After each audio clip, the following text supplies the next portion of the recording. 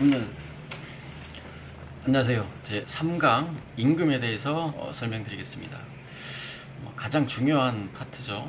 우리가 일을 하는 목적이기도 하고요. 임금 때문에 발생하는 사건들이 대단히 많습니다. 먼저 임금에는 법정 용어로서 크게 두 가지의 용어가 있습니다. 평균임금, 또 하나는 통상임금, 이렇게 나뉘어지는데요.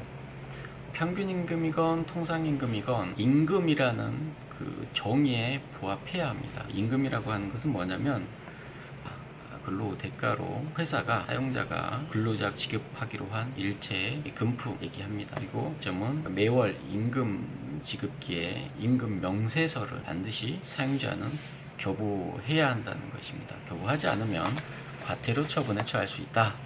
이 부분 2021년 11월 19일부터 시행하고 있습니다. 그러면 통상임금은 뭐고 평균임금은 뭐냐? 가장 쉽게 이해를 하자면 통상임금은 연장야간 휴일근로, 연차휴가 수당을 산정하기 위한 도구다, 이렇게 생각하시면 되고, 평균임금은 뭐냐라고 하면 평균임금은 퇴직금, 산재, 재해보상금을 받기 위해서 산정하는 도구다, 이렇게 생각하시면 쉽습니다. 임금에는 여러 가지 수당들이 있죠. 기본급도 있고 근속수당도 있고 식대, 차량유지비, 성과급, 직책수당 등등의 수당들이 있는데, 이런 수당들이 어떤 항목은 평균임금에 포함되고 어떤 항목은 통상임금에 포함되고, 이런 것들에 따라서 내가 받게 되는 연장수당이 달라지고 내가 받게 되는 퇴직금이 달라지는 겁니다. 그래서 이런 것들을 산정하기 위한 도구 개념이 평균임금 또는 통상 이해하시면 되겠습니다.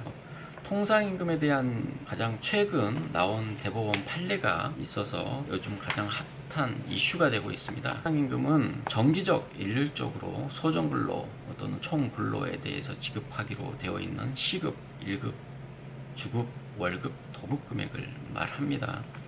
여기서 기존의 대법원에서는 정기성, 일률성 외에 고정성이라는 이 징표를 가지고 통상임금성을 판단해 왔는데, 2024년 12월 9일 대법원 전원 합의체 판결로 고정성 통상임금 판정 지표에 해당하지 않는다라고 대선언을 했죠. 그래서 특별히 재직자 요건이 붙었다거나 소정 근로일수 내 15일 이내 근무한 자에 한해서 지급한다, 이러한 조건 등이 붙은 요건, 통상임금 산정에 영향을 주지 않는다, 이렇게 이해를 하시면 되겠습니다. 그래서 통상임금을 산정하기 위해서는 통상임금에 포함되는 각종 수당을 먼저 추려야 하고, 통상임금 산정 기준 시간 수를 가지고 통상임금에 산입되는 임금을 나눠주면 이 시간당 통상임금을 산정할 수 있습니다. 그래서 일단 통상임금이 되려면 소정근로에 대한 대가, 임금성을 첫 번째 인정받아야 하고, 정기적이고 일률적으로 지급되는 그 성격을 가져야 합니다. 애시된 통상임금 산정 방법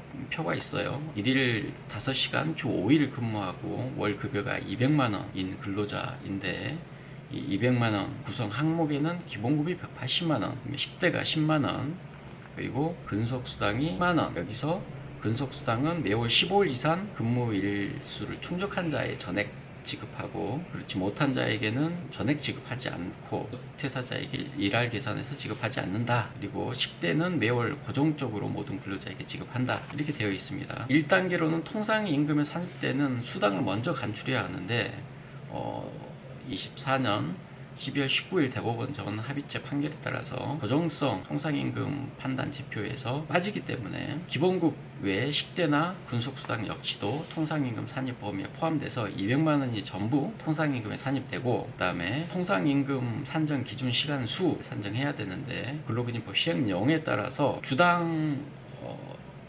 근로시간인 하루 5시간 곱하기 5일, 그리고 주휴수당인 5시간, 이거를 합산한 값을 연간 평균 주수를 곱해주는 겁니다. 그래서 365일에다가 7일을 나눠주고 거기에 2개월을 나눠주면 월간 평균 주수가 되겠죠. 그래서 이 월간 평균 주수 곱하기 25시간의 주 근무시간 플러스 5시간의 주휴시간 해서 총 30시간을 이렇게 곱하고 나누고, 이런 방식에 따라서 산정하면 총 130.35시간이 나오네요. 그래서 200시간을 130.35시간 따르면 15,343원 이렇게 나오기 때문에 최저임금에 위배되지 않는다, 이렇게 볼 수 있겠습니다. 네.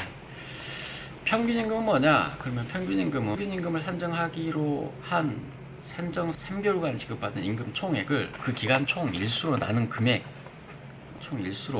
금액을 말하고요. 예를 들면은 뭐 300만 원이다 라고 하면 그 평균임금에 포함되는 총 임금 각종 수당을 합산한 금액이 300이고 거기에 1월, 2월, 3월 말까지 근무하고 4월 1일 날 퇴사 처리가 됐다면 31일, 2월 9일, 그 다음에 3월 31일 해서 1일이 되겠습니다. 그래서 91일로 나눠주면 평균임금이 산정이 되고 퇴직금의 경우에는 1년의 경우에 30일분 이상의 평균임금을 지급하기로 되어 있기 때문에 이 일 평균임금 곱하기 총 재직일수 나누기 365 하면 평균임금을 산정할 수 있습니다. 그리고 최저임금인데요. 최저임금은 매년 바뀌죠. 2025년 최저임금은 시간당 1030원이고 주 40시간제 근로자의 경우에는 월 209만6,270원 이렇게 되어 있습니다. 최저임금의 미달 여부를 판단할 때는 최저임금에 산입되는 임금의 범위가 있기 때문에 그 범위를 벗어나는 임금은 빼줘야 합니다. 그래서 예를 들면 연차수당은 빠져야 됐고요. 법정수당, 예를 들면 연장야간 휴일근로수당은 기본급을 산정해서 추가적으로 산정되는 임금이기 때문에 이 소정근로시간 외에 추가되는 수당들은 빠집니다. 그리고 월 초과해서 지급되는 각종 수당 등은 이 최저임금에서 빠집니다. 그래서 이 빠지는 수당 등을 빼고 그러고 나서 이 최저임금에 산입되는 임금을 월 유급 처리되는 시간으로 나눠서 산정하는데요. 통상적으로 주 40시간제 근로자의 경우에는 209시간 최저임금 산입되는 임금을 나누면 되고요. 그 나눈 값이 2025년 기준 1030원을 넘으면 최저임금 이상이다 이렇게 판단하게 되는 것이죠. 한 가지 더 제가 포괄임금에 대해서 넣어놨는데요. 포괄임금은 예외적으로 인정되고 있는 판례로 인정되고 있는 제도다 이렇게 말씀드리고요.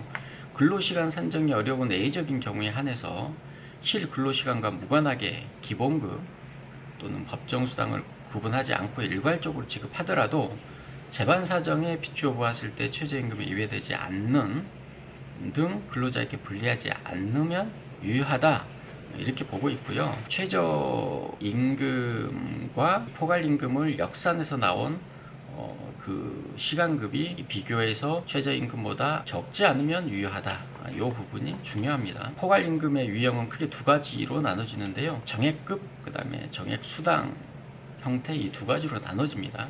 근데 이 두 가지 형태에 따라서 최저임금을 산출하는 그러니까 시간당 임금을 산출하는 방법이 조금 다르다. 그런데 이런 부분은 전문가의 도움을 받아서 정확하게 산정해보고 그렇게 해서 임금을 책정하는 것이 필요하다. 이 말씀을 드립니다. 예컨대 300만 원의 모든 각종 수당이 포함되어서 지급되어 있다라고 하면 여기에서 임금성이 부정될 수 있는 수당은 빼야 하는데 포괄임금 총액에서 월 소정 근로시간 그러니까 주 40시간이면은 주휴시간을 포함해서 209시간이 되겠죠. 여기에다가 예정되어 있는 또는 추측되는 연장 야간 휴일 근로 시간에다가 곱하기 1.5를 해서 가산율을 반영한 시간을 곱해준 값을 더해서 이 값으로 나눠준 값이 최저임금에 미달되는지 여부에 따라서 포괄임금이 유효하다 또는 유효하지 않다 이 부분을 판단할 수 있습니다. 그리고 퇴직금은 연금 제도가 지금 도입되어 있기 때문에 퇴직연금 제도는 운영 주체에 따라서 나누어져 있고요. 요즘은 그런 회사는 없지만 간혹 아직도 급여세계 퇴직금 포함해서 지급한다는가 이런 부분이 이런 경우들이 생기는데 그건 유효하지 않다, 무효다 이렇게 보시면 됩니다. 그리고 퇴직금은 퇴사할 때 요즘은 IRP 계좌로 지급하도록 그렇게 되어 있습니다. 다만 퇴직금을 지급하지 않아도 되는 경우는 계속 근로한 기간이 1년 미만인 근로자 그리고 주당 소정 근로시간이 4주 평균에서 15시간 미만 또는 월간 60시간 미만인 근로자에게는 지급하지 않는다. 그리고 퇴직금 중간정산 또는 중도 인출이라고 하죠. DC 형태의 경우에는 중도 인출이라는 표현을 쓰고 DB 형태의 경우에는 중도 인출을 할 수가 없습니다. 그리고 법정 퇴직금 제도를 이용하는 경우 또는 DC 형태를 이용하는 경우에 중간 정상 또는 중도 인출을 할 수 있는데 그 사유는 표에 나와 있는 것처럼 무주택자가 근로자 본인 명의로 주택을 구입하는 경우 또는 전세금 또는 보증금을 부담하는 경우 근로자 본인, 배우자, 부양가족 후 6개월 이상 요양에 대해서 근로자가 요양비를 부담하는 경우 파산 선고, 해상 절차 개시 결정을 받는 경우가 있고요. 그다음에 근로시간 단축으로 퇴직금이 감소되는 경우는 퇴직금의 경우에는 가능하지만 DC 형태의 경우에는 불가능하다. 연금 왜냐하면 DC 형태의 연금 불이백은 매년 임금에 따라서 달라지기 때문에 그렇습니다.